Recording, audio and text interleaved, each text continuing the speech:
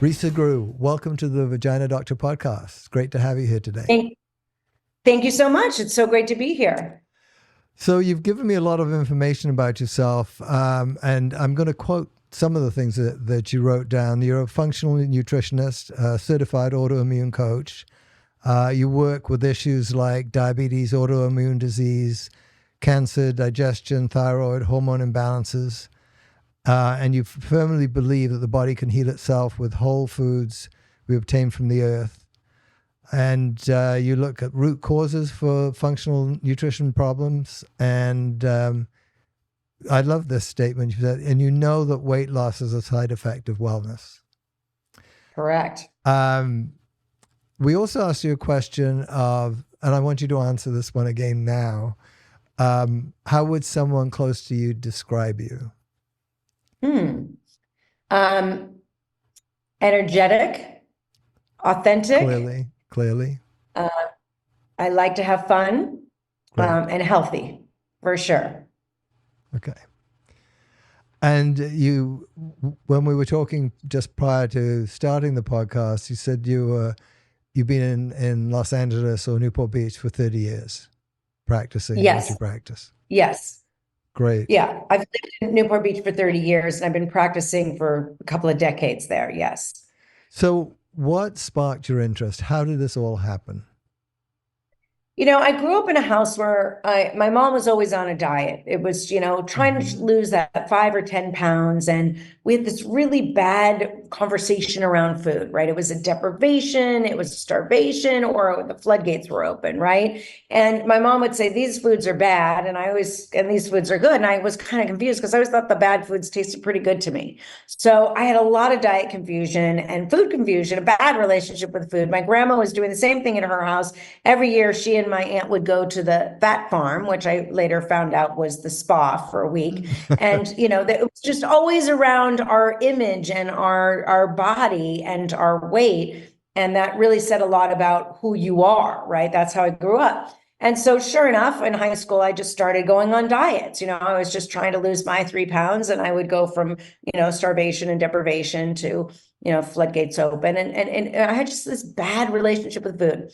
So I always was interested in food and how it made us feel and what it did to us chemically and emotionally. And so I was always fascinated by that. And then I got that figured out a little bit along the way. It was a process for sure. And then I got married and I conceived our first child immediately, on the honeymoon, no problems. Everything was great. Had a great pregnancy and everything was great. So we tried for our second one a few years later and it wasn't happening. So I was very frustrated. And then I would get pregnant, but I would lose the baby very quickly. And it was super frustrating. I finally acquiesced and said, I'll go to an infertility specialist or a fertility specialist. And I went and he did some testing and he basically said, you have an underachieving thyroid. It is just not, producing the hormone that you need to produce it. So here, take this script and take this hormone. And so I said to him, well, how long do I take it for? And he said, every day. And I said, no. For how long do I take this? And he said, for the rest of your life. What was it? So I walked out. It was Synthroid. Okay. It was a synthetic medication. And so I walked out thinking, 2 major questions. Why is my thyroid an underachiever, right? Why is it not producing this hormone? And why is he not concerned, right? Why are we not trying to chase the reason of why this is not happening? And he's giving me a synthetic drug to replace a hormone that my body was born to produce. So I did start the medication for a little bit. And then I just dove in really hard and I did a lot of research, which was very difficult in those days. There was not really internet at that time. And so I was doing a lot of research. And then I realized that there was a gene mutation that I have that most people have called MTHFR that lo and behold, if you have that gene mutation, it can lead to miscarriages and infertility. And so basically it just means that you're not methylizing or processing your B12 and or your folate, your B9, which is really essential for pregnancy. So I took the right type of B vitamin and I got pregnant. I did some acupuncture as well and I got pregnant. I had a great pregnancy. Everything was great. And a few years after that, I went to a naturopathic doctor for a checkup. I wasn't feeling quite myself, but I had 2 kids and and they realized that I had now Hashimoto's. And I was like, okay, hold the phone here, right? Why am I now attacking my thyroid gland? Why isn't anybody up in arms about this? And what are we doing about this? So I did a full research to find out root causes of autoimmunity. And I did a lot of digging, and I realized I think most of my family members might have had Hashimoto's, but they were either never tested or never told, or I don't think they were really ever tested. And I put all the root causes. I went one by one to find out what could be have caused this, set this off. And of course, you know, a hormone shift is a really big potential root cause for autoimmunity, which I had just had 2 pregnancies. So I could have had Hashimoto's at the first pregnancy. We just didn't know. Anyway, so I went and created that root cause list, put it in my book, Food Frame. And of course, I had every single one of those root causes. But through the years, it took me several years, but I was able to reverse my Hashimoto's. That's amazing. I have a question, though, about the timeline of your being in functional medicine. At what point, from before you had kids, after you had kids, when did that all come to play? And was it your own issues with health that led you there, or were you already there? Yeah, you know, I think I was always interested in health. So I was always trying to read books about health and diet and nutrition throughout my whole life, because I just always had this bad relationship. So I was always learning. And then I went back to school to become a clinical nutritionist after my kids were born. They were already in school, and I just was really ready to dive in. I wanted more. I was hungry for more. And I became a clinical nutritionist. I opened up my practice, and I started to see that I would put everybody on the same basically anti-inflammatory program. And some people were thriving and other people were really not thriving. And I started to develop this idea that maybe it is not one size fits all, that maybe we are best off, every body should be eating according to their current health status. And that's how I developed Food Frame. And that's my methodology, because if you have SIBO, let's say, so small intestinal bacterial overgrowth, or you have IBS or IBD, right, irritable bowel syndrome or disease, you shouldn't be eating maybe, let's say, onions and garlic. And onions and garlic are wonderful, healthy foods that contain a lot of prebiotics. But for somebody with SIBO, it's going to cause tremendous discomfort with bloating. So I realized that we should all be eating according to our health status until that health status changes.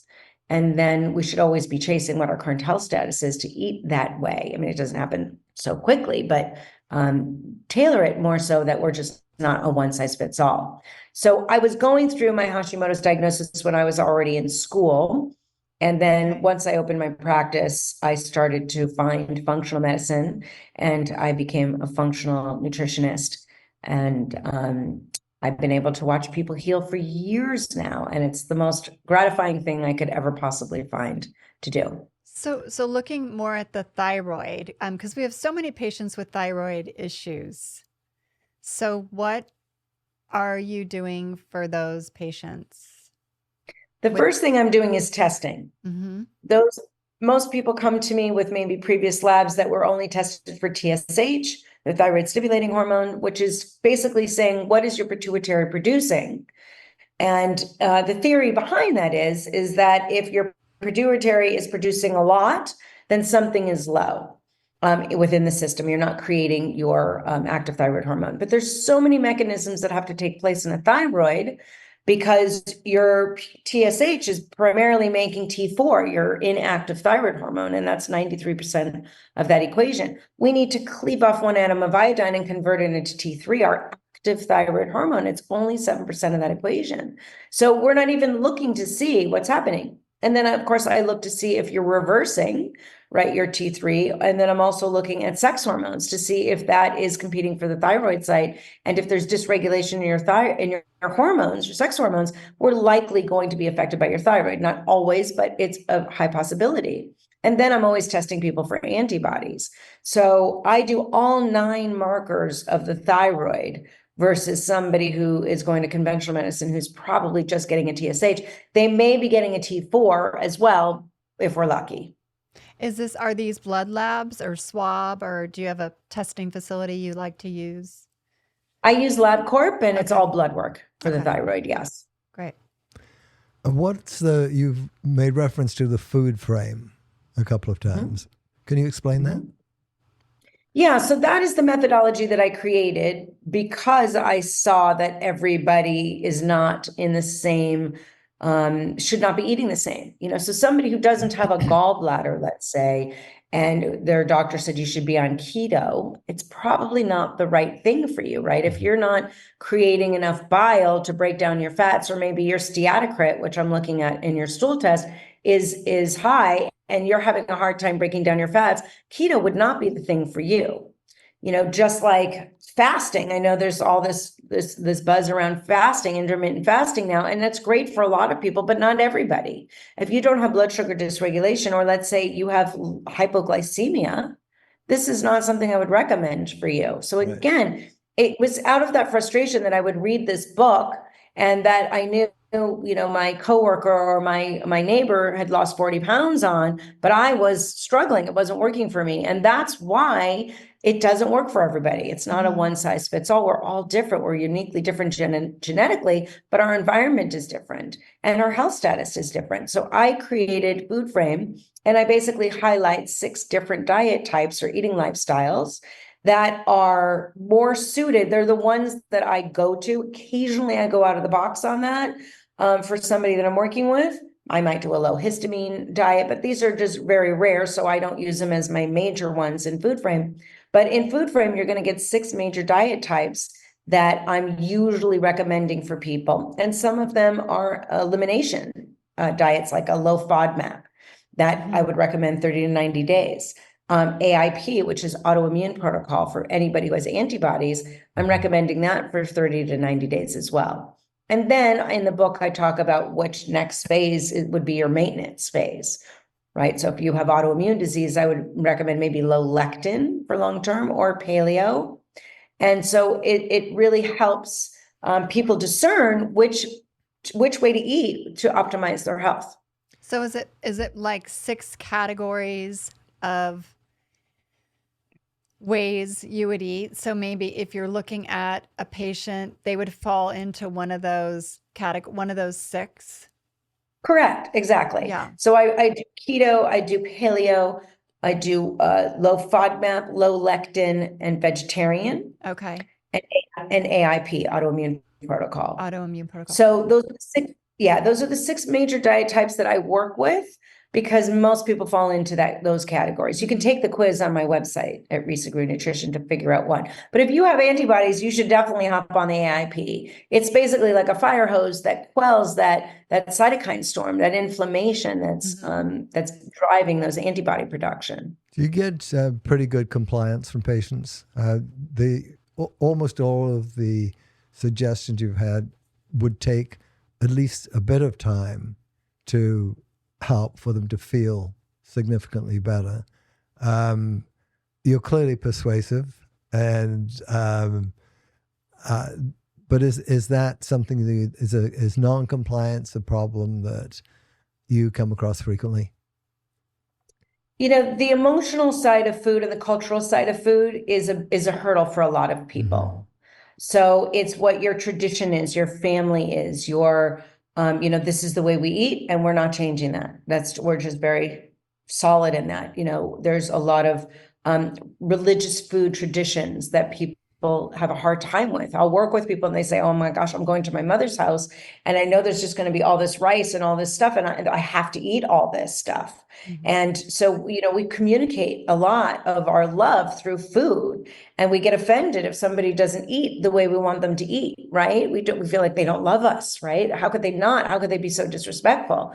So that's what I'm saying. We don't have this relationship with brushing our teeth, right? It's brushing our teeth we need to do twice a day. We just do it. We don't think about it. We don't have pressure on it. It's a very different relationship that we have with food. So compliance, I find, other than a cultural and emotional attachment to food, a wine especially, people have a hard time giving up wine, and sugar's a big one, but we usually can jump that hurdle.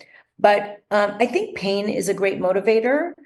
And I've worked with so many people that are in pain. They're in physical pain and fatigue, debilitating fatigue, where they cannot function in their life, that they do get quite motivated. Now, not everybody, but for the most part, I've had a tremendously high success rate with people, because there's an answer. Yeah. This is not another book or not another, pill or, scheme. It's real. This is food that was put on this earth that we could actually eat to heal ourselves. Yeah. When there are, in my practice has grown older with me, or it could be the other way around. I have a lot of postmenopausal patients, and that's the horrendous hormone change that is underappreciated by most, talked about even less. Comes along with weight gain. And yes, associated with weight gain. When you look at the thyroid autoimmune issues, how affected is that by those changes in estrogen, particularly progesterone to a lesser extent, and perhaps the thyroid? And do you often have to, or how, what do you think about hormone replacement therapy to level the playing field again? Yeah, so it absolutely affects the thyroid. Any kind of hormonal change is going to affect the thyroid typically. And so it's something that should be looked at to see. And again, most conventional doctors do not test for that. So I do. So it's really important. But for those kind of people, I'm still going to do a hormone lab for, especially if you're just getting into menopause or perimenopause. So I'm following it. Now, I did a ton of research personally, and I do believe in bioidentical hormone replacement. Now, not everybody is on the same page, and everybody's entitled to do as they see fit for themselves. We're on the same page. Yeah. Right. But so I personally do it because I noticed a difference, and there's just too many benefits for longevity, for quality of life, of quality of health. And I think that it is if you can get, and you have to measure it. I mean, I get so many people come into my office. I've been on it for 6 years and I've never tested. Yeah, it's crazy. Yeah. It's crazy to me. Like, you have to test any kind of hormone, whether you're on thyroid hormone or sex hormones, you have to test. So I test about 3 times a year to see where my hormones are. And I'm constantly regulating that for myself and for anybody I work with. And just not wanting to belabor the HRT part, but what sort of application? Do you use a transdermal application, or suggest that generally? I do. I would say I refer them out to a prescribing doctor. So whatever is the best suited. And I do think that, it depends what your lifestyle is. Because some people want to do the patch, and if they don't need testosterone, let's say. So it really is a by person customized program, but I'm all for bioidenticals versus synthetics for sure. I think we just tend to metabolize them better. Yeah, you have actually a great compounding pharmacy down in that area of Harbor Compounding. I've worked with them for like I use them all the time. 20 years. Yeah, That's great. So they've been easy to work with and very smart, very helpful, very forward thinking. Yeah, they've been on the podcast too. Yeah. So. Oh, that's great to know. That's awesome. Yeah. I have a question about how you feel about the diet drugs and the things that you do. So, it's really, it's saddening to me because there's so much lack of information, and it's really being driven by the pharmaceutical companies. And I was giving a talk a while ago, maybe about a year or so ago, in front of a lot of physicians, and they were asking me, what's the side effects? And so I don't think that our medical community is even being trained in these GLP-1s. But the fact is that we make our own GLP-1 in our mucosal lining. And if we have the correct or a healthy ecosystem in our mucosal lining, we will make it, right? Our brain makes leptin and ghrelin, our hormones that tell us if we're hungry or if we're satiated. And we shouldn't be taking a pill for an appetite suppressant.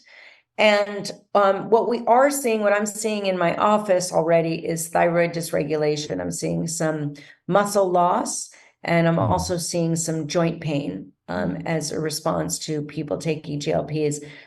And some people are getting off of them, but other people I see are just, this is great. I can eat whatever I want. I don't even have to exercise, and I can lose weight. And I think we're going backwards, right? Yeah, and a very big problem associated with that is that you refer to the weight loss and they don't exercise so much and they lose muscle mass. And muscle mass is one of the very important necessities for longevity. For sure. It's people that are overweight usually have quite a lot of muscle mass because they need to carry around that weight. And then when they lose the weight, and as they get older too, they lose the muscle strength and muscle volume. So one of the things that we do in the practice is we do total body DEXA. So we're looking at bones, fat tissue and muscle tissue. And it's a painless, relatively low radiation test. And it's very informative. So I mean, I can see that with the thyroid as well, that because, as I was taught in medical school, it was the regulator of metabolism for the body is thyroid, and everything depended on that. And I think it's somewhat overlooked. For sure. For sure. And the problem is our ranges are so wide that we'll wait until you're in full-blown disease before we can help you. Yeah. Right. And it keeps getting wider. And, something worth mentioning is that our labs are very antiquated as well, because everybody reassesses their ranges quarterly, and they're based on what's normal. Well, what's normal, as we talked about, we're living in an obese and sick nation, and that's not normal. I mean, well, it's normal now, but it's not optimal. Right. So what we want to look for is optimal health. And so those ranges are not geared for optimal health. They're geared for sick and obese ranges. So we have to consider that when we're looking at our labs as well. But yeah, I just think it really highlights a gut dysregulation that we have. We have a major problem in our country with all the chemicals that we are exposed to through our food, and it's we've glyphosate in our rain. We have so many chemicals in our makeup and our cleaning supplies and candles and plugins, and I mean it just goes on and on and on. So our body has to detoxify from this.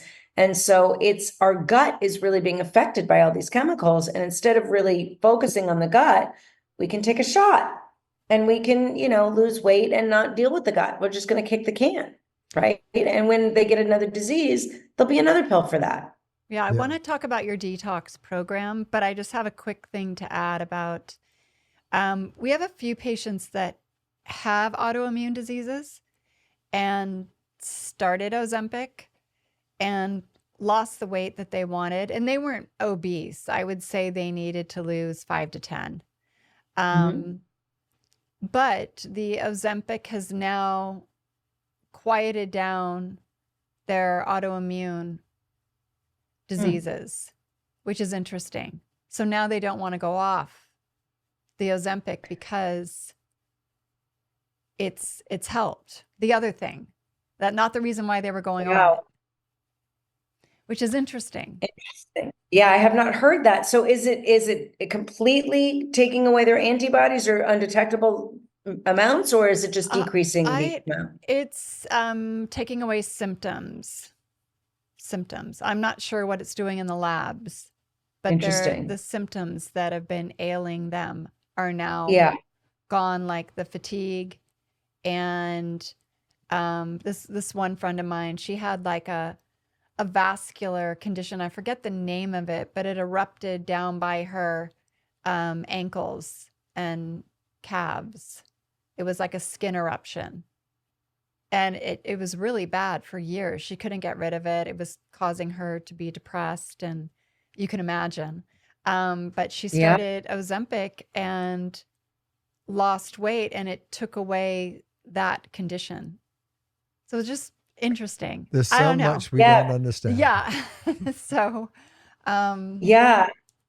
Interesting. Well, there was a fire in the basement, right? Mhm. Because she was having this flare up. So there was some fire in the basement somewhere, some inflammation, right? Yeah. And inflammation we know is the driver of disease. Now it is helping with blood sugar regulation, which is a very, it's a cause for inflammation. So that's interesting. I'm going to have to look into that. Yeah, I can give you some more information about it too at a different time. Yeah. But I want to talk Yeah. about your detox. Yeah, let's do it. So my detox, I've been detoxing for so many years. I mean, I don't know, 30 years maybe. And I've tried everything on the market, and this is actually my second detox because I refined it. But I'm a firm believer in it. As I mentioned, we are in contact with all these toxins, and they live in fat cells and fat tissues. This is why we lose weight on a detox, but it is not a weight loss program, even though everybody loses weight on it. That's why they like to do it, I think. But it also is basically reboots your system, right? The liver's the key to the castle, so we want to definitely make sure it's working optimally. You're having 2 shakes a day, and in those shakes, they're based from collagen, a really good source of collagen. And we also have amino acids and antioxidants to help open up pathways 1 and 2 for gentle detoxification. So you're having, I'm all about protein, fat, and fiber at every meal. So that's your protein. You're going to include a fat and a fiber in there. So some kind of an avocado or coconut oil or tahini or almond butter. And then your fiber, chia seeds or hemp seeds or flax seeds or any kind of greens, pile that in. And then you're having those twice a day. So that's usually your breakfast. Your second one could be for a meal or with a meal or in between a meal.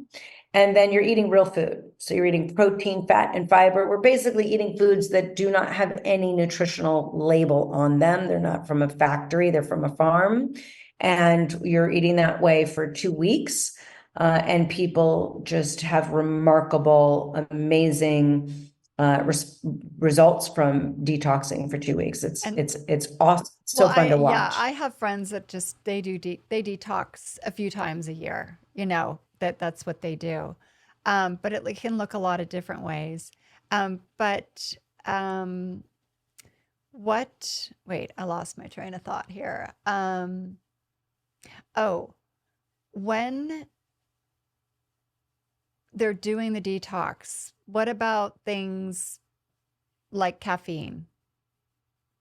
So generally, I would like to remove caffeine from the detox. There are some people who come to me and say, there's no way, no how I'm removing my coffee. So it's really primarily because I'm trying not to manipulate the body with fake energy. I want you to have real energy. And if you have an adrenal issue, if you are just low or high adrenals, caffeine is not the best thing for you. Mhm. So I try and wean that off. But again, I always say it's your detox. You can get whatever you want out of it. But I do recommend that we don't have any caffeine. If you are a 3-cup-a-dayer, then I recommend maybe stair stepping and going to, 1 cup and diluting it, and then get to a caffeinated tea and then go to an herbal tea if you can. A lot of people will say to me, oh my God, I took out coffee and I never want it again. They just feel so much energy without it. But it's, we're very tied to that. Also, the problem I have with coffee is what people put in the coffee.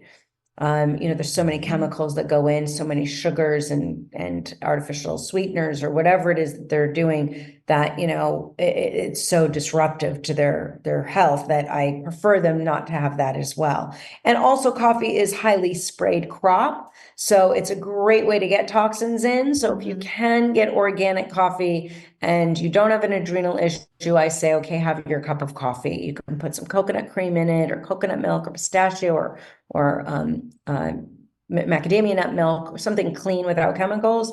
I'm good with that if they have to have it. And the other thing I take out is alcohol, because alcohol is Poison. not helping it's poison. Exactly. It's not helping the liver detoxify, and it's not helping anything, right? It's not going to help your sleep. It's just not, we're going backwards, right? And I want people to get results when they, and when they do the detox. So they do that for 2 weeks. Yes. 14 days. Okay. Many people, I worked with, I had the privilege of working with one of the greatest golfers of all time, Freddie Couples, who came in because he wanted to lose 20 pounds for the Masters. And I said, okay, no problem with that. But he had chronic back pain, like chronic. He was famous for this. He was been wheeled off courses before. I mean, I knew he traveled with his physical therapist. So I said to him, let's talk about your back pain. And he was telling me all these stories, all these doctors and all these things he does. And I said, well, tell me about the surgeries. He said, I never had a surgery. So I said, has anybody checked you for inflammation? And he said, I don't think so. So I ordered up all these tests, and sure enough, his inflammation was through the roof. Wow. Both of us are on golf courses, and he works on golf courses. So what is he breathing? Day in and day out, right? All night, all day.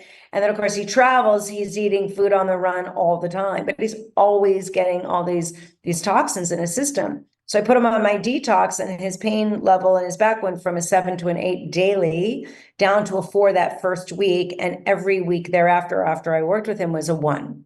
So we were able to decrease his inflammation, and his back pain completely went away. His headaches, smell sensitivities, all of that went away. So it's amazing. We don't really think about inflammation because we don't test for it usually in conventional medicine. But that was a perfect example of, and he, when he came into my office on that second week, he goes, please don't take me off of this. I do not want to get off this detox, because you feel so good. Well, your energy is great. Can people stay on it? Yeah, I don't recommend more than 28 days. Okay. I have my detox supplement. My detox shake. I have that probably twice a week. So I'm perpetually cleaning up my liver. But I just finished a detox a couple weeks ago. I did a 2-week run, and then I do detox shakes, once or twice a week. So once they're done with that detox, then they go into one of your 6 categories of eating? Exactly. Okay. And then one question I had, is it the lectin? Is that one of your? Yes, that is low lectin is one of the fibers. Yeah. Okay. So like a few years ago, a friend of mine did the lectin Gundry diet, and she lost all this weight, and she had really bad constipation, and she got rid of that and honestly never felt better. So I decided to try it. Well, I lost too much weight. I didn't need to lose any weight, but I think about it a lot. He actually lives in Santa Barbara, and we were out to eat one night, and I kept looking over at his table. Remember that? You're like, quit looking over at him. Yeah, trying to see what he was really eating. See what he was eating. But what is for you and that plan for you? What does that look like? The low lectin? Because I think about it every time I chop a cucumber and there's a little seed in there. I'm like, I don't know if I should be eating this or not. How do you know if someone has that? Yeah. So lectins, and Dr. Gundry actually endorsed my book. So, but he was all about it. But lectins are under this umbrella called anti-nutrients, right? We have phytates and lectins. And basically what lectins are our protective system, right? We all have this ability to protect ourselves when we're in danger. Humans, as living organisms, we can, kick, bite, scream, yell, call 911, flee a situation. Plants don't have those abilities to protect themselves. So what they do is they put what I call hard candy shell, let's say, around their germ or their seed to protect them. So somebody who doesn't have a lot of stomach acid, right? They have a very alkali stomach, are not going to be able to break down those lectins, right? So those are the people who go, oh, I can never eat beans. I can't eat hummus. I bloat. They don't have enough acid to break down those lectins. But somebody who does have enough acid is going to be able to break down those lectins better, right? But those lectins will cause inflammation in the system. And there are almost every vegetable and food grain has legumes have lectins. So you cannot completely cut out lectins out of your diet completely. But what Stephen Gundry talked about was the higher containing lectin foods. Now, I would say for somebody who's on autoimmune, I'm absolutely going to take nightshades out for you, because nightshades are the foods that are the highest in lectins. Yeah. And I peel my cucumbers. I do in every salad, but I keep the seeds in. I don't eat tomatoes a lot, but I'll eat them on occasion. And I'll eat peppers, but I don't eat them again all the time. I don't snack on them like I used to snack on them, but I will eat them. These are all phytonutrients and beautiful colored foods that I think we all need for the diversity. They all give us something. So do I think that we need to overdo it on all lectins? No. But do I think we need to completely take them all out? And no. I would say make sure your stomach is acidic, that you're able to break them down, and make sure you're just not overloading on the big ones. And again, if you have autoimmunity, I would absolutely take out nightshades and then watch other lectins, high lectin foods. So that's basically legume or anything with or what if you peeled your tomato? My grandma used to peel the tomatoes and the cucumbers and asparagus. She peeled everything. Wow. I know. She was so ahead of it. I look back at her now and go, she just knew stuff that I. Yeah, isn't that interesting? Yeah. But it's also, there's some nutrients in some of these skins, right? Yes. So, right. So again, it depends who you are. If you don't have an issue with lectins, you don't have any autoimmunity in your family, you don't have any autoimmunity for yourself, enjoy the tomato with the skin. So it just depends. If you want to do it for health, you want to do it for diet. But basically, people lose weight on low lectin, I think, because they're taking out the gluten and the dairy as well, where they were eating that before. Right. What are your thoughts on dairy and gluten? So I'm not a huge fan of dairy because it is, manufactured in our country with hormones and antibiotics. So most of our conventional dairy is not that great. There's also casein, which is a protein in your dairy that not 2/3 of the population cannot really break down, right? Lactose is the sugar in it. We cannot, 2/3 of the population is lactose intolerant. So for the other third, I would say, and most people, I would say, if you have to have dairy, I would really focus on sheep's milk dairy or goat's milk dairy. So feta cheese, goat milk products. And if I do buy cheese, it's mostly European. I try to buy the European kind because it's just made a little bit better quality. And it's an occasional, it's not a staple. And when I say to people all the time when they come in my office, how much dairy do you eat? Oh, like never. Because they don't imagine they're drinking this, carton of milk out of the refrigerator. But I was like, oh, well, you had some cheese with your eggs and some cheese on your salad and you had some yogurt and, and they're like, oh, wow. I eat dairy all day, and they don't realize it, right? Yeah. Because it's just in there, and it's in everything. You go to a restaurant, I'm always taking out the dairy. So that's how I feel about dairy. I think most people would do best off by really avoiding or minimizing it, making it an occasional. I call it food for sport and food for survival. So I would not put dairy in a food for survival category. And as far as calcium, we've been marketed very well to calcium. It does have high calcium, but so do leafy greens, so do sesame seeds. Sesame seeds are super high in calcium. So I eat a lot of tahini. I sprinkle sesame seeds on my salads. And as far as gluten is concerned, it is extremely effective at poking holes in our intestinal lining. We only have one layer of epithelial cells on our intestinal lining to protect it. Then we have some villi, and then there's that mucosal lining.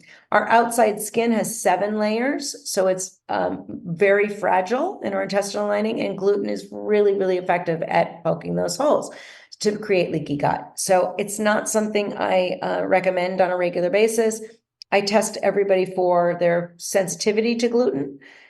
So some people can have no sensitivity to gluten, and those are the people I say, when you're in Italy, have fun. Or if you have gluten every now and then, great. But it is, again, in my food for sport category. It's not something that we need to survive. And our gluten has really changed over the years, so it's really not that good for us. Yeah. Any product that gluten is in, not usually that good for us. But I test everybody because, again, it's not a one size fits all. I want to see how sensitive you are to gluten. Looking at a couple of fairly common autoimmune diseases, and a lot of the time we call things autoimmune when we don't have another reason for it.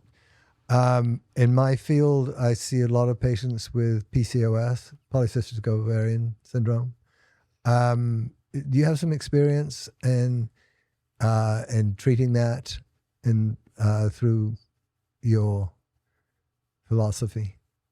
Yeah, what I'm focusing on for PCOS people is, they typically have a elevated blood sugar. They have elevated testosterone, right? They may have some skin issues. They may have some hair growth in places we don't want it. So those are the people I'm testing their hormones for sure. I'm going to address their blood sugar regulation, and I'm going to support all of that. I'm going to look at your gut and find out what's going on with the gut, because so many of the time, when we do the stool test and I can see an imbalance, and if we can balance out the hormones and balance out blood sugar and feed the gut, those symptoms will really go away, I think, more expeditiously than just letting it run its course. Okay. Are you using, what's the drug? Metformin? Metformin. No, No no, metformin. no. I'm not a prescribing doctor, so I can't prescribe, and I Or do don't you think I would use. recommend, or do you ever? No, but I use berberine a lot. That patient would definitely get some berberine for sure. Okay. Is that a supplement?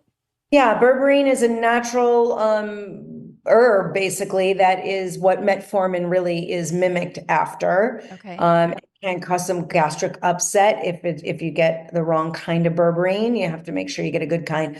But metformin will do the exact same thing. It will give major stomach upset. I've had people walk into my office who have been on metformin for 4 years and have had chronic diarrhea for 4 years. So there's like malabsorption and a host of other problems. But and metformin, there's some interesting research on that as well for longevity now. But I do see tremendous results from berberine. I take berberine every day myself just to prevent any blood sugar dysregulation. It's very, very effective. That's good to know. And the other autoimmune disease, perhaps multiple sclerosis? Yeah, we're seeing a little bit more MS and Parkinson's, which is interesting. And I do work with a few people who have MS and Parkinson's, actually, and it's the same basic root cause of, or the same approach, I should say, because there's a massive fire in the basement, right? And you may go to a conventional doctor and they're going to give you a medication and say, here, try this. And it's basically a squirt gun that you got, right? Let's see if this is going to help. But really what we need to do is put that fire out in the basement. And so I'm going to do that through food. So I'm going to put you on the AIP protocol. I'm going to take you off of all of gluten, dairy, sugar, soy, corn, and eggs. And I'm going to take you off of all of those for 90 days, and high lectin foods and nightshades. And then I'm going to give you major anti-inflammatories. So my Fab5 for anti-inflammatories, or anybody with autoimmune disease, is vitamin D, my Omega Max or Omega-3, turmeric, my Turmeric Max, resveratrol. My resveratrol has quercetin, which is really helpful, anti-inflammatory as well, and glutathione. Glutathione's our master antioxidant, so it really helps protect us against any rusting in the body, but basically oxidative stress. That's anything that wants to come into the body and cause disease. So I'm a huge fan of those Fab5. I can tell you story after story after story, but I see amazing things with that combination of food and, of course, body movement and the supplement protocol. And we see tremendous. I was working with a woman who had rheumatoid arthritis, and in her late 30s, she's got 3 young kids running around, and major body pain, just debilitating, skin issues all over her body, hives, horrible. And she was eating the standard American diet. Went to the doctor, they gave her, the squirt gun, and she came to see me, and she's like, I can't function. I literally can't function. So I did my protocol with her. And I think after 60 days on the protocol, she's like, I have 0 problems.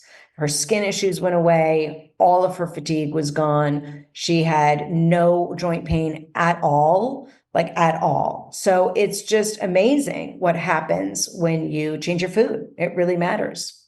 Yeah, I think how sustainable is it for people, even though they're feeling better? Do you find, do you have like a cheat day in place, or any type of, philosophy about, listen, I know you need to live your life sometimes, or is it strict? And So what I say to people who come in like that, she's in the ring with Muhammad Ali. How many gloves do you want? If I'm in that ring with Muhammad Ali, I'm going to take all the gloves I can get, right?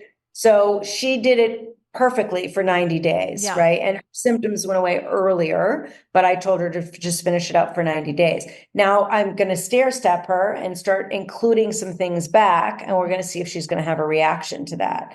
So, but I do believe, as I said, most people should be eating. We should all be eating for survival. Yeah. The problem is people come in and they eat for sport when they come in to see me. Now, it doesn't mean that we're never, ever going to eat for sport. Please don't take my chips and guac from me and my gluten-free pizza. When I go to Italy, I may have a little bit of gluten in my pizza, not a lot, but a little if I need to, right? And I'm going to say that to you if you don't have any antibodies to gluten, right? And if it's not gluten, it's going to be something else. And I'm going to say, okay, great. It's your birthday or it's Mother's Day or it's Tuesday and you just feel like ice cream, then you're going to have this type of ice cream. It may be a little different. I was talking to a new patient yesterday and he's like, am I ever going to get back to Doritos? And I'm like, sure, you'll have Doritos on occasion when you want them, occasionally. But I said, I'm going to tell you right now, you're not going to want Doritos. You might want something else, but you're not going to want Doritos because when you eat that Dorito or drink that soda, it's going to taste terrible to you. It's going to taste like chemicals because we've now changed your palate to eat real food. That's what you're going to crave. Yeah. And Doritos, they have that addictive agent in them to where Yes, they do. Yeah. They're designed that way. Yes. Yep. Yeah. Same with Rusty's Pizza. Yeah. Rusty's Pizza has it here. Oh, really? Yeah, I've decided. It's a pizza place in town, and they're all over Santa Barbara, but I swear the thing that's in Doritos is in Rusty's Pizza. Yeah, TBHQ. Because you just start eating it like you have to have it. You have to keep eating it. Yeah. It's crazy. So another question that we ask a lot of our guests is pushing boundaries part of your original makeup, or did something happen to you that changed you to be that? It's in my DNA. It's in my DNA. One of the things I would add, if somebody were to describe me as curiosity, I ask an abundant amount of questions with everybody because I'm interested. I'm very interested. And right now, I am getting really ready to start talking about our reform of our food, the way it's manufactured. And there's been starting a movement in Washington just this last week where we're telling our government that these chemicals should not be permitted. They're not permitted in any other countries. And we're permitting them in our country. And then we have this health crisis. So I'm about to get really loud with that. And I need to be a soldier in this fight because it's horrible what we are doing to our children. And now they just approved Ozempic for 12-year-olds. This is not the solution. Yeah. Oh, I didn't know that. And 12% apparently of our population is now on a GLP-1. Yeah. Wow. Statistic I just heard. Yeah. 70% is on statins. Yeah. So this is insanity to me, right? So I really want to help educate and do what I can to help reversal of this train that is off the tracks. And the inmates are running the asylum. So I really feel like we need to put health over money and reverse the paradigm that we've been having for the last several decades of money over health. Absolutely. I've learned a lot today. Thank you. Been great. Thank you for having me. There's another question we ask you, the fun fact about you. There was I used to do double work for Paula Abdul. Mm-hmm. That's right. Yes, I can see that. I can see that. Yeah, it's kind of a fun fact. But back in the day, I was stopped all the time. People would follow me. It was really crazy. But yeah, that's a fun fact. That's great. Thank you so much. How do people get in touch? And I actually want to do your detox. So yeah, I can chat about it. So I work with everybody all over the country via Zoom or in person in my office in Newport Beach. You can find me on my website at Risa, R-I-S-A, Groux, G-R-O-U-X, Nutrition.